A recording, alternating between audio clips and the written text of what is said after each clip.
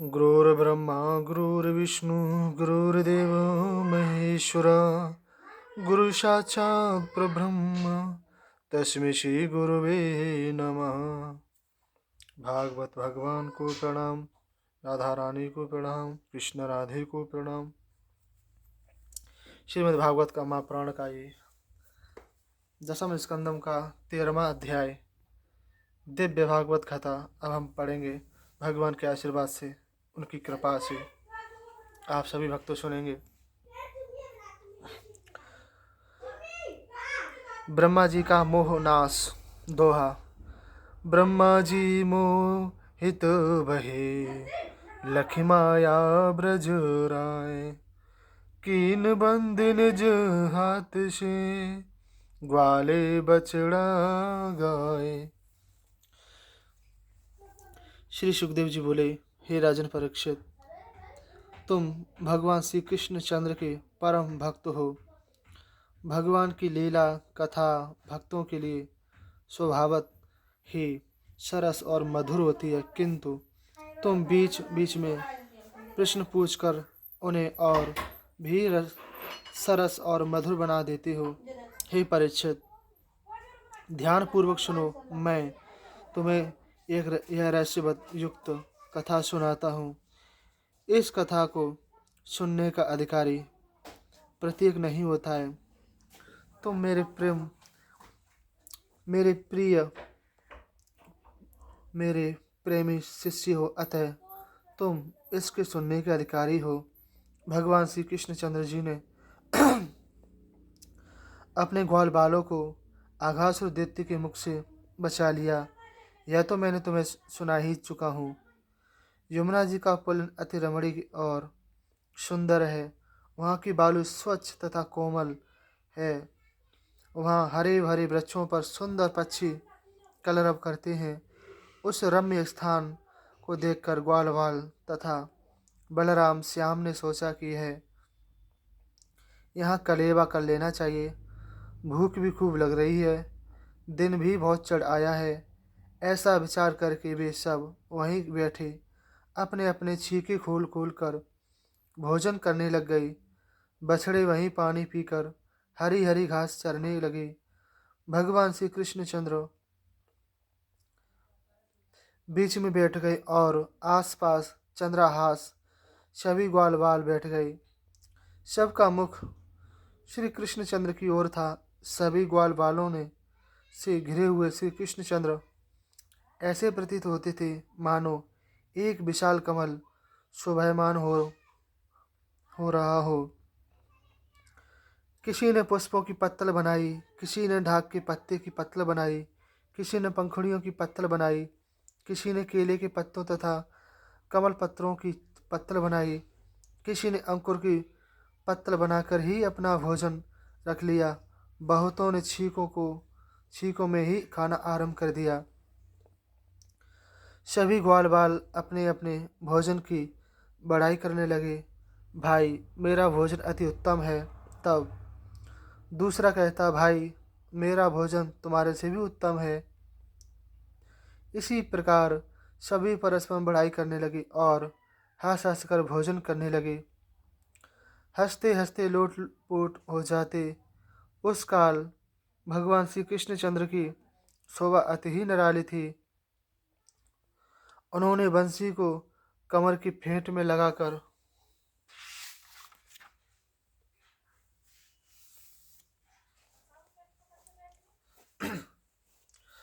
लगा रखा था। सिंह तथा बैग बगल में दबा लिया था। बाएं हाथ में दधी घृत मिश्रित भात का कौर था। उंगलियों में अचार अदरक आदि लगे हुए थे। वे सब के मध्य में ऐसे बैठे हुए थे, सब ग्वाल बालों को हंसाते जा रहे थे। इस अद्भुत छवि को देखकर स्वर्ग के देवता भी इस बात की अभिलाषा करने लगे कि हम ग्वाल बाल न हुए जो जगत के पिता के साथ ऐसा आनंद भोगते हैं। वे आश्चर्यचकित होकर यह लीला देखने लगे। हे परीक्षित,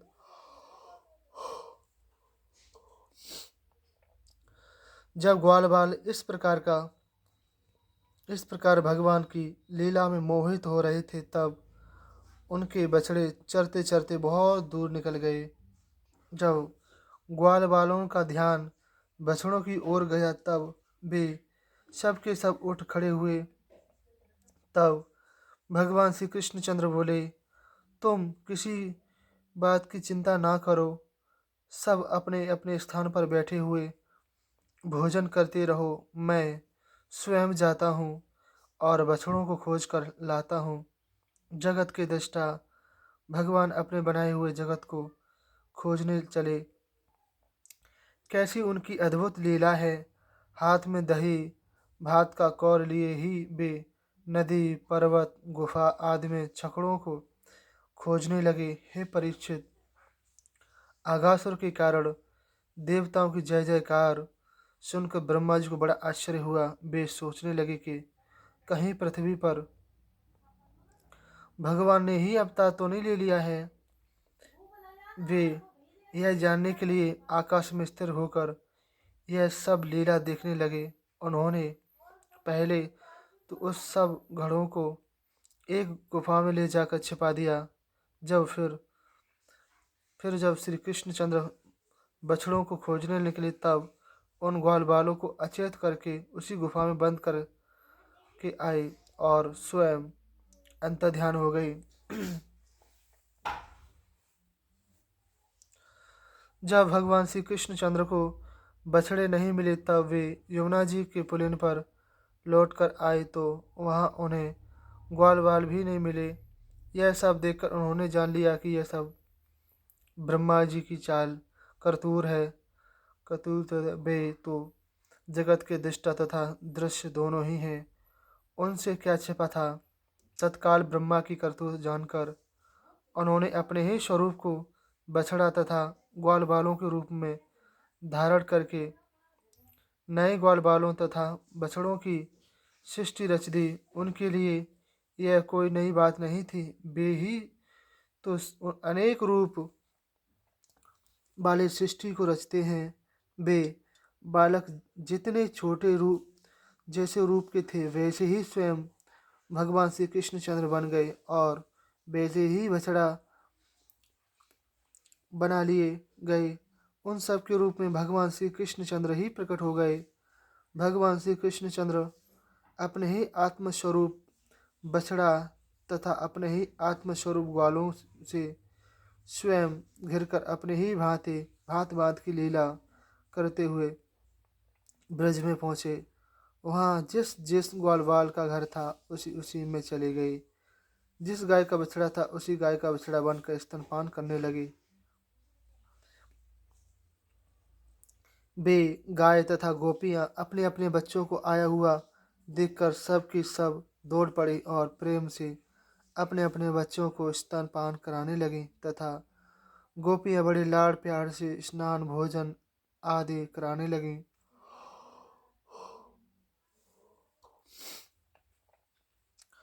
उन गौल वालों तथा बछड़ों के रूप में परब्रह्म श्री कृष्णचंद्र ही थे। उन्हीं को अपना बच्चा समझकर सब प्यार करने लगी। इसी प्रकार नृत्य प्रति भगवान श्री कृष्णचंद्र उन बछड़ों तथा ग्वाल बालों को वन में चराने ले जाते और संध्या को अपने घरों में अपनी अपनी माताओं के निकट चले आते। उन ग्वालों ने तथा गायों का प्रेम दिन प्रतिदिन अपने बच्चों से अधिक ही बढ़ता गया। जैसा प्रेम वे श्री कृष्णचंद्र से करती थी, वैसा ही प्रेम अब वे अपने बच्चों से करने लगी। वे ऐसा क्यों न करें, क्योंकि स्वयं श्री कृष्णचंद्र ही तो उनके बच्चों के रूप में थे। हे परीक्षित, इस भांति 1 वर्ष तक भगवान श्री कृष्णचंद्र ने ग्वाल वालों का रूप धारण करके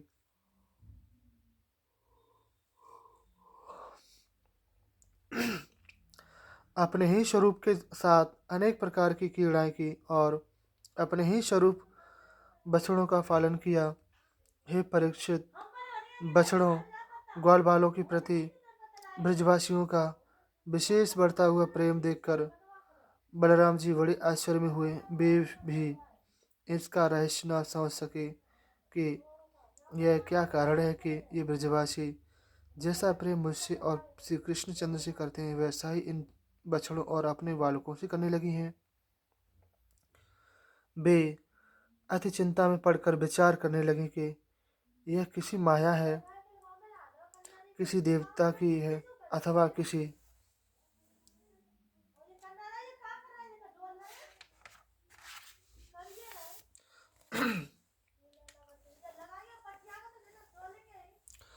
असुर की है या किसी मनुष्य की। जब बलराम जी ने अपनी ज्ञान दृष्टि से देखा तो उन्हें सारा ब्रज श्री कृष्णमय प्रतीत होने लगा। सभी बछड़ों तथा ग्वाल बालों के रूप में केवल श्री कृष्णचंद्र दृष्टि आने लगे। तब उन्होंने इसका रहस्य श्री कृष्णचंद्र से पूछा कि ये बछड़े तथा ग्वाल बाल न देवता है न ऋषि हैं। इन अनेक प्रकार के रूपों में आप ही प्रकाशित हो रहे हैं, क्या कारण है? इसका रहस्य सूक्ष्म में बतलाइए। इसका क्या कारण है कि आप ही इन सींग, बंसी, बेत, रस्सी, बछड़ा, ग्वालबाल आदि में प्रकाशित हो रहे हैं। तब भगवान श्री कृष्णचंद्र ने बलराम जी को ब्रह्मा की सभी करतूत सुनाई। हे परीक्षित, 1 वर्ष बीतने से 5-6 दिन पूर्व ब्रह्मा जी पुनः प्रकट हुए। ब्रह्मा जी के लिए तो यह काल उनकी आयु परिणाम से एक से त्रुटि अर्थात 1 क्षण के बराबर था। जब ब्रह्मा जी ने ब्रज में आकर देखा कि जैसे बछड़ा मैंने छिपाए थे वैसा ही वे तो चल रहे हैं और सारे ग्वाल बाल सब चरा रहे हैं। तब वे फिर उस गुफा में गए तो उन्होंने देखा कि सभी ग्वाल बाल बछड़े अचेत होकर गुफा में सो रहे हैं। तब तो उन्हें बड़ा आश्चर्य हुआ और वे अपने ज्ञान दृष्टि से विचारने लगे कि अब उनकी समझ में यह नहीं आया कि असली ग्वाल बाल तथा बछड़े कौन से हैं और बनावटी कौन से हैं। वे भगवान श्री कृष्णचंद्र की माया से मुग्ध हो गई। ब्रह्मा जी भगवान को ठगने चले थे परंतु वे स्वयं ठग गए। हे परीक्षित, ब्रह्मा जी इस प्रकार का विचार कर ही रहे थे तभी उन्होंने देखा कि सभी ग्वाल बाल तथा बछड़े कृष्णमय हैं। उनकी 4 भुजाएं श्याम वर्ण पीताम्बर धारण किए हुए, शंख चक्र गदा पहिया धारण किए हुए, शीर्ष पर मुकुट, कंठ में कुस्तभी मणिमाला, बाजूबंद में कुंडल, बनमाला आदि सभी दिव्य वस्त्राभूषणों से अलंकृत हैं। उनके अंग प्रति अंगों की शोभा अनोखी है। ब्रह्मा जी ने देखा कि दूसरे ब्रह्म, शंकर इत्यादि देवता से लेकर चराचर जगत उनकी पूजा तथा आराधना कर रहे हैं। अधिक अभिलाषा, कार्म, अणिमा, लविमा आदि सिद्धियां मूर्तिमान होकर उनके निकट विराजमान हैं। उनकी संपूर्ण विभूतियां तथा संपूर्ण तत्व उनकी सेवा कर रहे हैं। ब्रह्मा जी ने देखा कि सभी चराचर जगत कृष्णमय है। यह आश्चर्यमय आश्चर्यमय घटना देखकर ब्रह्मा जी स्तब्ध रह गए। उनका तेज निस्तेज हो गया। वे एक कठपुतली की भांति निश्चेज हो गए। यद्यपि ब्रह्मा जी ज्ञानमय तथा जगत की उत्पत्ति करता और सबके पूर्वज हैं, किंतु वे भी उनकी माया में मोहित हो गए। उनके नेत्र बंद कर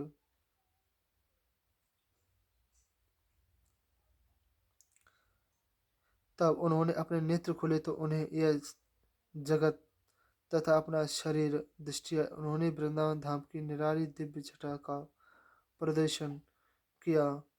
भगवान की उस लीला भूमि में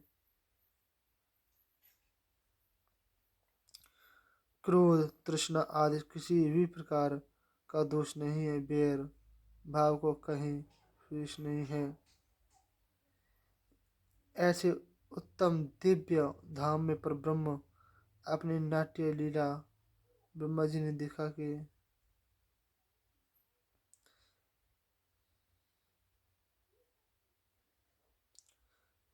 कृष्ण हाथ में दधी भात का कोर लिए छकड़ों को ढूंढ रहे हैं। ब्रह्मा जी तत्काल अपने वाहन हंस से कूद पड़े और पृथ्वी पर लेटकर उन्हें साष्टांग प्रणाम किया। अपने जगमगाते हुए मुकुट के अग्रभाग से उनके किए पशुओं की धारा आंसुओं की धारा उनसे उनके चरण भिगो दिए। उनके चरणों में बार बार उठकर साष्टांग प्रणाम किया।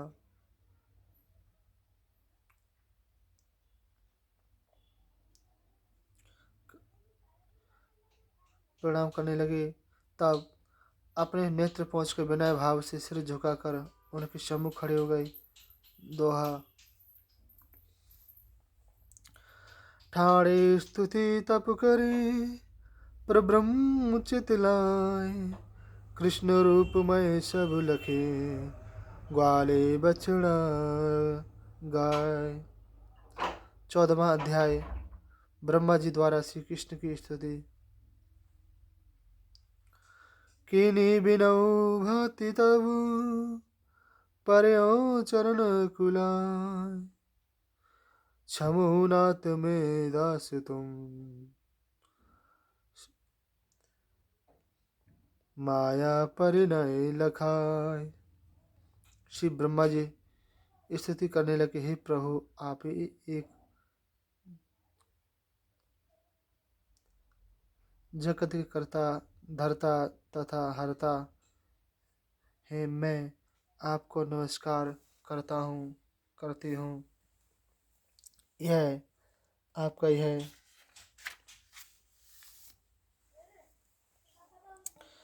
श्याम शरीर, मोर पंख का मुकुट था।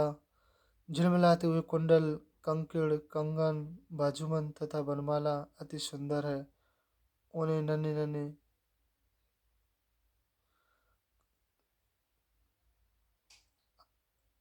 हाथों में दही भात का कोर और भी अति शोभायमान था। साथ ही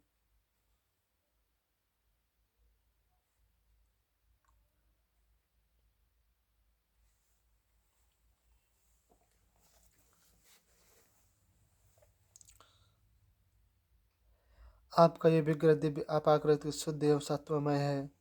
मैं तथा शंकर और अन्य योगीजन भी आपकी समाधि द्वारा आपके शिव विग्रह की महिमा नहीं जान सकते, फिर अन्य तो आपके इस शिव विग्रह की महिमा जान ही कैसे सकते हैं। हे प्रभु, जो सतपुरुष ज्ञान की पचड़े में न पढ़कर आपकी शुद्ध भक्ति करता है, वे उस भक्ति के द्वारा तथा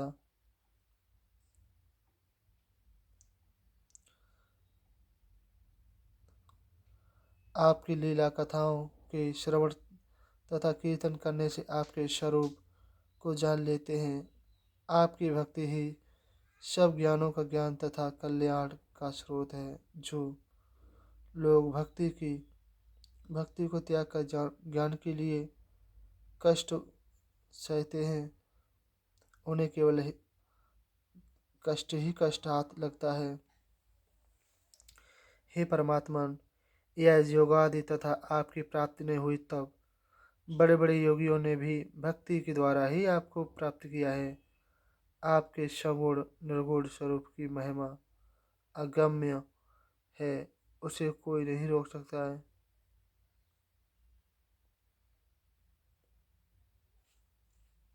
किंतु शुद्ध अंतकरण वाले भक्तजन आपके स्वयं प्रकाश आत्मस्वरूप निर्गुण स्वरूप की महिमा अगम्य है,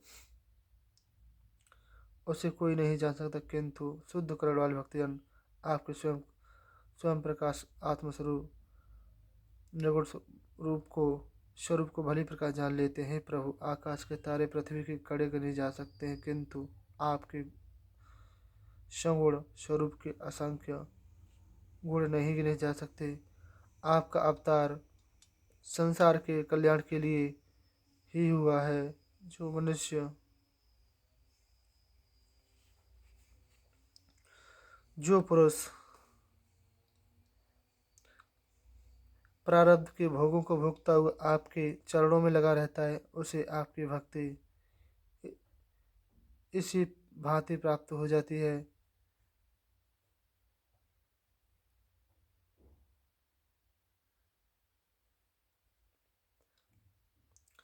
जैसे पुत्र को पिता की संपत्ति स्वतः प्राप्त हो जाती है। हे प्रभु, मैं बड़ा कुटिल हूँ, मैं आपको भी पहचान ना सका। आप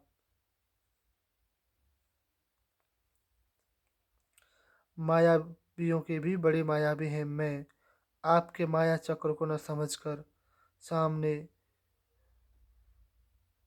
आग की एक बिच चिंगारी के समान हूँ। मेरी उत्पत्ति रजोगुण से है।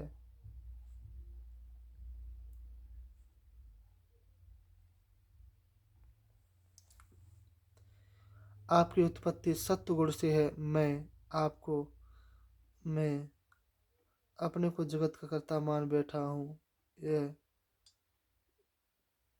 मेरा अज्ञान नहीं है तो और क्या है। मैं अभागा इस माया के जाल में अंधा हो रहा हूँ। मैं तो आपका दास हूँ।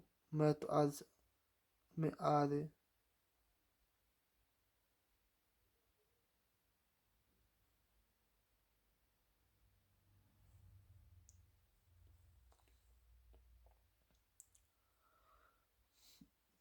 जिस प्रकार माता अपने बालक के अपराध को क्षमा कर देती है, हे प्रभु, प्रलय के पश्चात आपकी नाभि से कमल उत्पन्न होता है और उस कमल में से मैं उत्पन्न होता हूँ। फिर बताइए, मैं आपका पुत्र नहीं हूँ? हे प्रभु, आप नार बराबर जीव प्लस अपर बराबर स्थान, समस्त जीवों के आश्रय के स्थान है। आप ही जीवों के परिवर्तक हैं, आप ही जीवों के मानने वाले हैं। आप संपूर्ण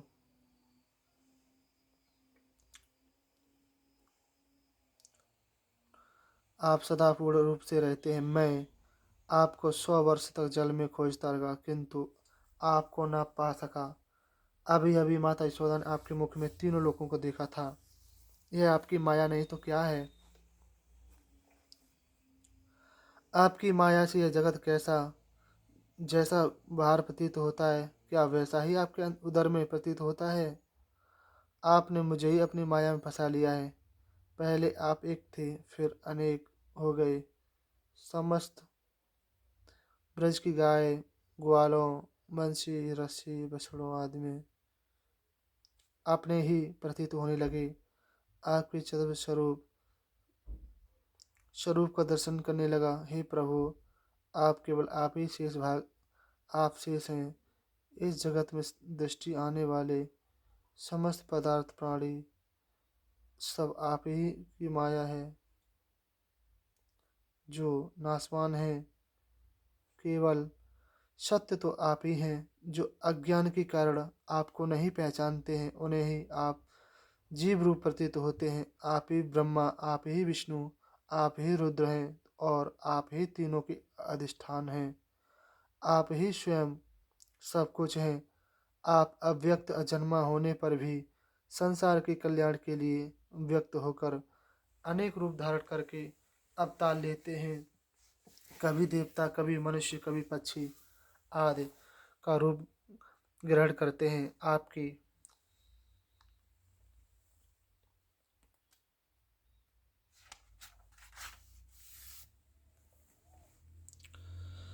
आपकी लीला जानी नहीं जाती है। आप जब आप योग माया का आश्रय लेकर अपनी लीला का विस्तार करते हैं, तब कोई उसे नहीं जान सकता कि आपकी लीला कब, किस पद, किस हेतु, कितनी होती है।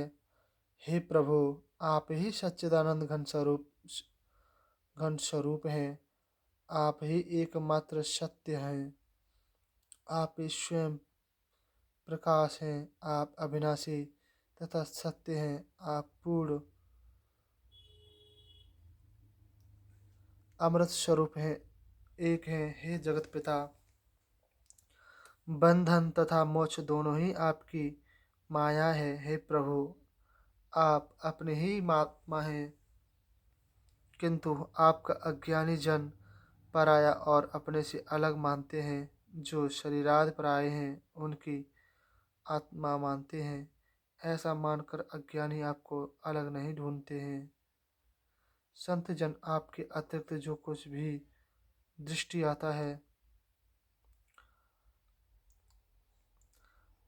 उसको नाशवान समझकर उसका परित्याग कर देते हैं और अपने भीतर आपको ही केवल ढूंढते हैं। जब वे भक्तजन आपके चरणों का तनिक भी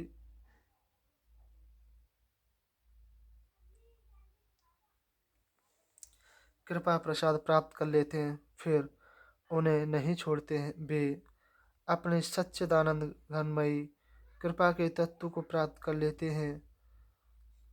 ज्ञान वैराग्य तथा आपकी प्राप्ति अति कठिन है। केवल भक्ति ही आपकी प्राप्ति का सुगम साधन है। मेरी तो यही इच्छा है कि प्रभु, मेरा जन्म जिस भी योनि में हो, किंतु मैं आपका दासानुदास ही रहूं, आपके चरण कमलों की सेवा करता रहूं।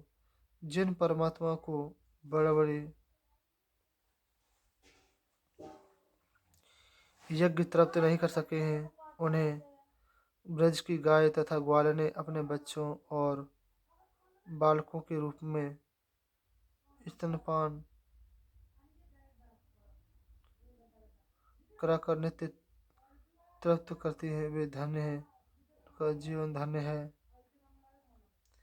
वे ब्रजवासी गोप ग्वाल नंद यशोदा धन्य हैं, जो नित्य हैं भगवान की सेवा करती हैं, उनके अंग प्रत्यंगों का स्पर्श करती हैं, लाड़ लड़ाती हैं, दुलारती हैं, नहलाती हैं, प्रेम से भोजन कराती हैं, उन्हें सब प्रकार से संतुष्टि करती है। उन ब्रजवासियों के सौभाग्य की महिमा का कहाँ तक वर्णन करूं। इन्हीं की कृपा से हमें भी दर्शन प्राप्त हो गए। तब हम केवल आपके चरणों का ही स्पर्श करके धन्य धन्य हो जाते हैं। तब उन ब्रजवासियों का तो कहना ही क्या, जो अपने संपूर्ण अंगों का स्पर्श करते हैं। हे हे प्रभु, आपके चरणों की धूलि को ऋतुओं भी अनादि समझकर अनादिकाल कर ढूंढ रही है, वह धूल सा आज मुझे प्राप्त हो गई है।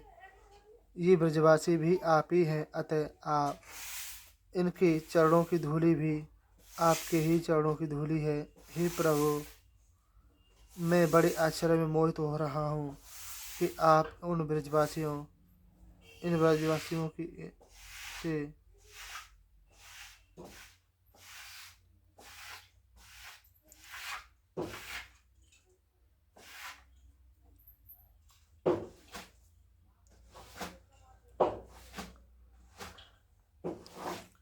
सेवा से फलस्वरूप आप ही इन्हें प्राप्त हुए, किंतु आपको भी उन पापी अघासुर बकासुर तथा पूतना आदि ने भी प्राप्त कर लिया है, जो केवल भेष से ही राक्षस प्रतीत होते थे और सत्य से अधिक पापी थे। किंतु इन ब्रजवासियों ने भी तो आपके चरणों में सर्वस्व अर्पण कर दिया है।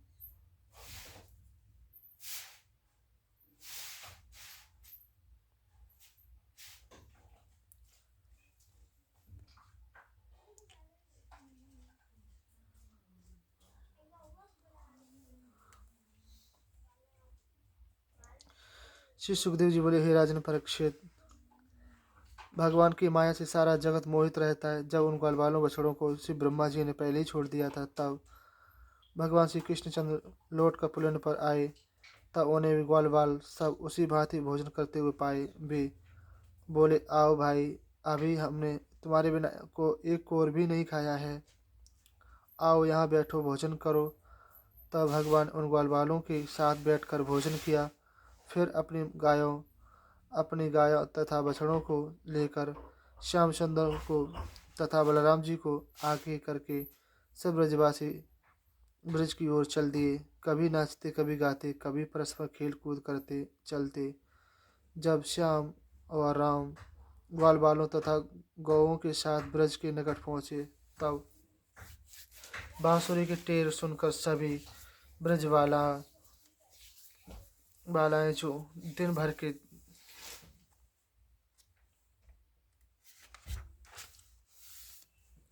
विरह के कारण दुखी हो रही थी, उठ धाई मार्ग में दोनों और श्याम सुंदर के दर्शनों के लिए खड़ी हो गई। जब श्याम सुंदर की कृपा उन पर पड़ी, दृष्टि मिली, तब उनकी दृष्टि से उनके हृदय शीतल करके उनकी विरह व्यथा हरि ने हर ली और वृंदावन में प्रवेश किया। हे परीक्षित, जब सभी ग्वालबाल अपने अपने घर पहुँचे, तभी उन्होंने आगासुर वध की लीला अपने अपने घर में कही। जो तुमने पूछा था कि श्री कृष्णचंद्र की 5वें वर्ष की लीला 6वें वर्ष में कैसी कही, उनका रहस्य मैंने तुम्हें बता दिया। तब राजा परीक्षित बोले, हे ब्राह्मण, भगवान श्री कृष्णचंद्र दूसरे के पुत्र होते हुए भी ब्रज के गोपी गोप अपने पुत्रों की अपेक्षा उनसे अधिक प्रेम क्यों करते थे, जितना वे अपने पुत्रों से भी नहीं करते थे? इसका क्या कारण है? श्री सुखदेव जी बोले, हे राजन परीक्षित, संसार में समस्त प्राणी जितना प्रेम अपनी आत्मा से करते हैं, उतना ही अन्य किसी से नहीं करते हैं। पुत्र, धन, स्त्री आदि से तो वे इस कारण प्रेम करते हैं कि वे सब अपनी आत्मा को प्यारे लगते हैं। इसलिए हे परीक्षित, सभी जीवधारियों को जितना अपनी आत्मा अपने शरीर से प्रेम है, उतना ही पुत्र, स्त्री, धन आदि सगे संबंधियों से नहीं होता है। जब ज्ञानी मनुष्य यह जान लेते हैं कि मैं आत्मा हूँ, शरीर नहीं हूँ, तब वे इस शरीर से भी प्रेम नहीं करते हैं। इसलिए यह प्रमाण सिद्ध है कि समस्त प्राणी अपनी आत्मा अर्थात आप से जितना प्रेम करते हैं, उतना अन्य किसी से नहीं करते हैं। उस आत्मा के लिए सारे जगत से प्रेम करते हैं। हे परीक्षित, यह तो तुम्हें पता ही है कि श्री कृष्णचंद्र सबकी आत्मा है।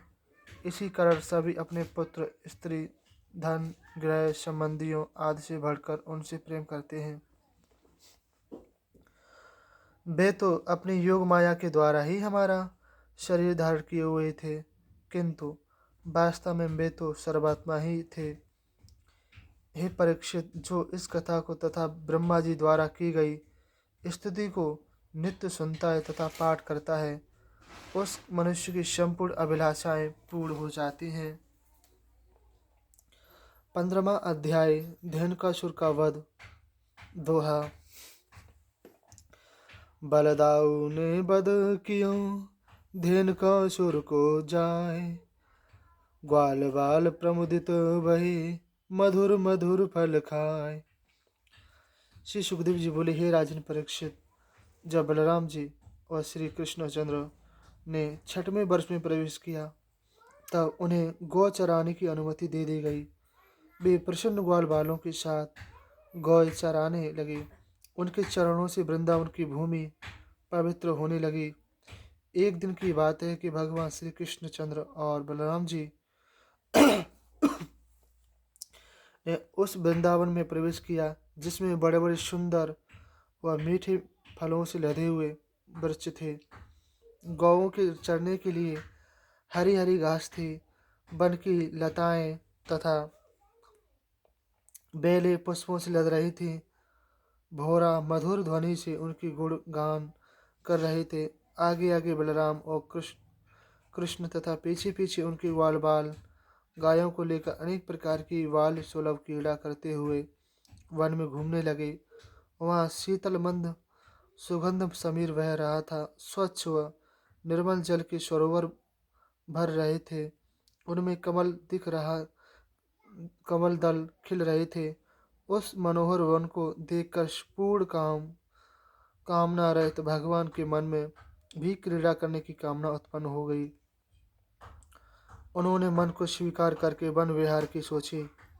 भगवान श्री कृष्णचंद्र बोले, हे भ्राता जी, आपके चरणों में यूं तो इंद्र आदि बड़े बड़े सभी देवता सर झुकाते हैं, किंतु ये वन के वृक्ष भी फलों से लदकर आपके चरणों में अपना सिर झुकाकर फल पुष्प अर्पण कर रहे हैं। ये भी बड़े बड़े तपस्वी तथा योगी जन हैं। इन्होंने अपने जन्म जन्मांतरों की तपस्या के फल स्वरूप वृंदावन धाम में वृक्ष योनि प्राप्त की है, जिससे ये आपको फल स्वरूप अपनी भेंट देकर आपकी सेवा कर सकें। हे भ्राता जी, आप अपने दिव्य रूप को छिपाकर ग्वाल बालों के साथ गोपाल लीला करते हैं, किंतु फिर भी ये योगी जन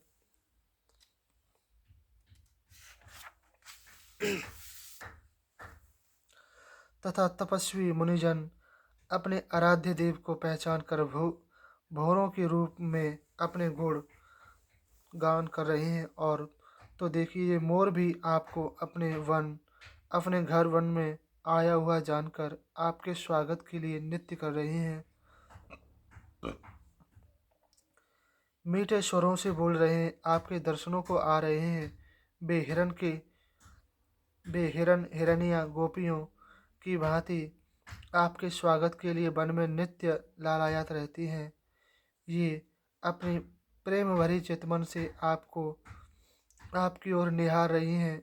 वे वनवासी पशु पक्षी मृग मोर कोयल आदि कितने धन्य हैं तथा पुण्यवान हैं, जो अतिथि सत्कार से ओतप्रोत होकर आपका स्वागत कर रहे हैं, भेंट की सामग्रियां से आपकी पूजा कर रहे हैं। यह ब्रजराज तथा उस पर ठगी हुई उगी हुई घास आपके चरणों की स्पर्श करके पवित्र हो रही है। वे लता बेलें तथा झाड़ियाँ आपके कोमल करों का स्पर्श प्राप्त करके अपने को सौभाग्यशाली मान रही हैं। ब्रज की नदी पर्वत पशु पक्षी ब्रज की गोपियाँ गोप ग्वाल सभी बड़े तपस्वी तथा आपके वे भक्तजन हैं, जिन्होंने आपकी प्राप्ति के लिए पूर्व जन्मों में बड़ी घोर तपस्या की है। आपने अपने स्पर्श से उन्हें कृत्य कृत्य कर दिया है। जिस अंग स्पर्श के लिए स्वयं लक्ष्मी जी तरसती रहती हैं, उस अंग स्पर्श को ब्रज की गोपियाँ आपको गोद में उठा उठाकर अपनी छाती से लगाकर लाड़ लड़ाकर प्राप्त करती हैं। श्री सुखदेव जी बोले, हे राजन परीक्षित, वृंदावन धाम की शोभा देखकर भगवान श्री कृष्णचंद्र अति प्रसन्न हुए। वे अपने सखाओं के साथ गोवर्धन की तलेटी यमुना तट आदि में गोए चराते हुए आनंदमग्न होकर वन विहार करने लगे। ग्वाल वाल अलग ही श्री कृष्ण के प्रेमानंद में मग्न हो गए थे। ग्वाल बाल उन पुष्पों की माला बनाकर बलराम और श्री कृष्णचंद्र को पहनाते तथा स्वयं पहनते, उन्हें मीठे मीठे फल लाकर खिलाते, तब स्वयं खाते। श्री कृष्णचंद्र कभी कभी कोयल की बोली बोलते, कभी राजहंसों की बोली बोलते, कभी मोरों की गुंजार में अपनी गुंजार मिलाते, कभी बंदर भालू आदि की बोली बोलते, कभी ठुमुक ठुमुक नाचकर ग्वाल बालों को प्रसन्न करते। जब बलराम जी खेलते खेलते थक जाते, तब ग्वाल बालों की गोद में सिर रखकर सो जाते। श्री कृष्णचंद्र उनके पैर दाबते। जब ग्वाल बाल पंखा झलते, इस भांति बड़े भ्राता की थकान दूर करते। जब ग्वाल बाल परस्पर मल्ल युद्ध करते। तब बलराम श्याम दोनों भाई एक दूसरे के कंधों पर हाथ रखकर उनकी कुश्ती देखते और वाह वाह की ध्वनि करते। कभी जगत के नियंता अजय भगवान ग्वाल वालों से कुश्ती लड़ते, कभी ग्वाल वालों की गोद में अपना सिर रखकर किसी वृक्ष की छाया में लौट जाते। ग्वाल बाल उनके चरण दाब के उनकी सेवा करते, कोई उनकी ति- पिछली लीलाओं का ही गुणगान करने लगता।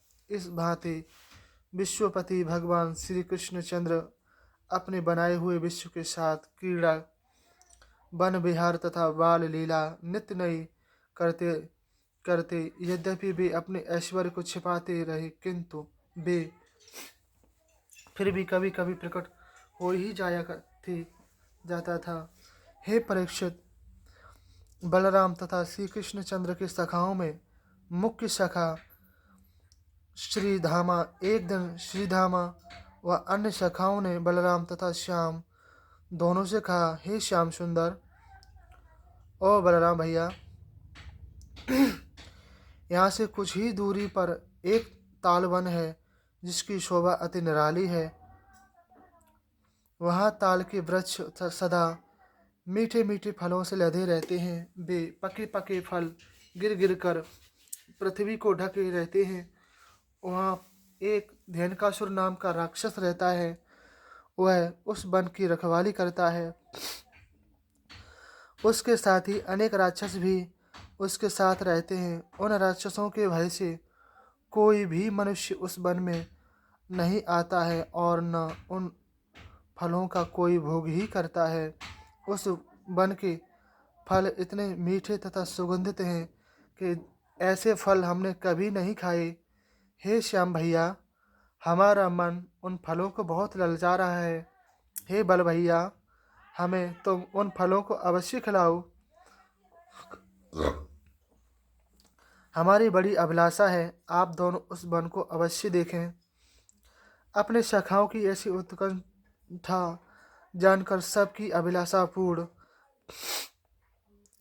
करने वाले श्याम सुंदर ने उनकी बात स्वीकार कर ली और बलराम के साथ उस वन की ओर चल दिए। उस वन में पहुंचकर बलराम जी ने ताल के वृक्षों को अपने बलवान भुजाओं से इस भांति हिलाया कि जिस भांति कोई हाथ का बच्चा वृक्षों को हिलाता है। उस वृक्ष से फल फर फर कर नीचे गिरने लगे और ग्वाल बाल मीठे मीठे फल खाने लगे। जब फलों की लद लदहाट उस गधे के रूप वाले दैत्य ने सुनी, तब वह शीघ्र दौड़कर वहां आया और आते ही अपनी दुलत्ती बलराम जी की छाती में जमाई। फिर वह दैत्य रेंगता हुआ पीछे हट गया और दौड़कर फिर दोबारा दुलत्ती मारने की उद्यत हुआ। जैसे ही उसने अपने पिछले पैर दुलत्ती मारने को उठाए, वैसे ही बलराम जी ने अपने एक ही हाथ से उसके दोनों पैर पकड़कर उसे आकाश में घुमाया और घुमाकर ताल के एक विशाल वृक्ष में दे मारा। वृक्ष के से मारते ही उस दैत्य के प्राण बखेर उड़ गए। उसकी चोट से वह ताल बन वृक्ष तड़तड़ा कर टूट गया, जिसके गिरने से उसके निकट के अनेक वृक्ष गिर गए। जब उस दैत्य के साथियों ने वृक्ष की तड़तड़ाहट सुनी, तब वे दौड़कर श्याम तथा बलराम पर टूट पड़े, किंतु श्री कृष्णचंद्र तथा बलराम जी ने उन सभी को उसी भांति पछाड़ पछाड़ कर मार डाला जिस भांति धेनुकासुर को मारा था। वह पृथ्वी उन दैत्यों के शव से तथा गिरे हुए वृक्षों तथा उनके फलों से पट गई। हे धेनुकासुर तथा उनके सभी दैत्यों के मर जाने से वह वन निर्भय हो गया। मनुष्य पशु पक्षी सभी निर्भयता से उसका उपयोग करने लगे। उस धेनुकासुर दैत्य को मारकर बलराम श्याम दोनों ग्वाल बालों को साथ लेकर ब्रज में आए। ग्वाल बाल झोली भर भर कर मीठे मीठे फल पुष्प आदि अपने अपने साथ लाए और ब्रज में बांटे। सब ने अपने अपने झुंडों की गायों को एकत्रित करके अपने अपने शींग बांसुरी आदि बजाए भगवान श्री कृष्ण चंद्र के सिर पर मोर पंख का मुकुट शोभायमान था। उनके मुख पर पसीने की बूंदें शोभा पा रही थीं। उन पर गौओं के खुरों से उड़ उड़ कर ब्रज उनके मुकुट तथा मुख पर भी और भी अधिक शोभा पा रही थी। उनके केसों में वन पुष्प गुथे हुए थे।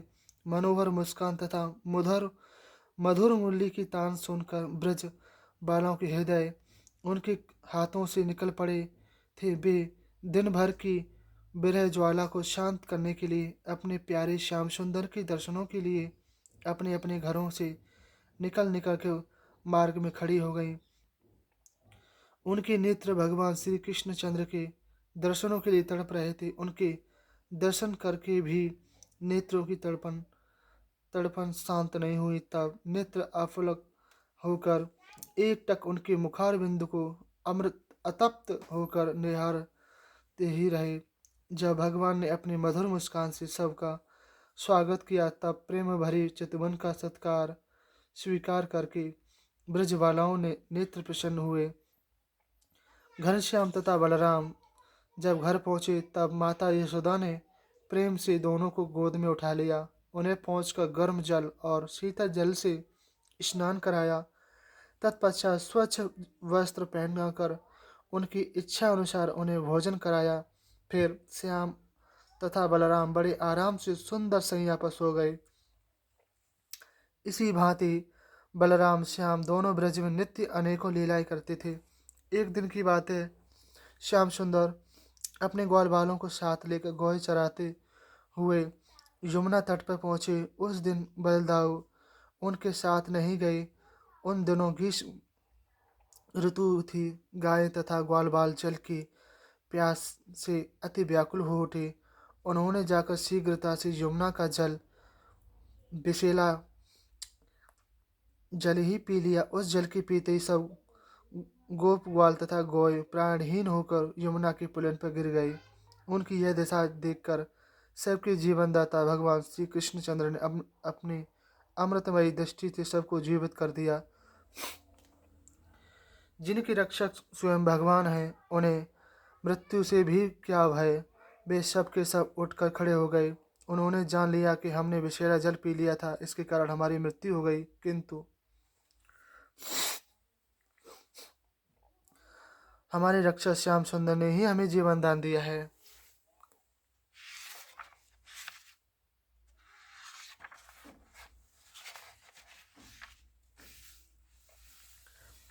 अब अगला अध्याय कल पढ़ेंगे भगवान के आशीर्वाद से। प्रणाम भागवत भगवान की श्री चरणों में कोटि कोटि सेवक का अभिनंदन। प्रणाम भागवत भगवान को प्रणाम, राधा कृष्ण को प्रणाम, प्रणाम बिहारी जी किशोरी जी को प्रणाम। प्रणाम भगवान, प्रणाम प्रणाम आपकी श्री चरणों में प्रणाम।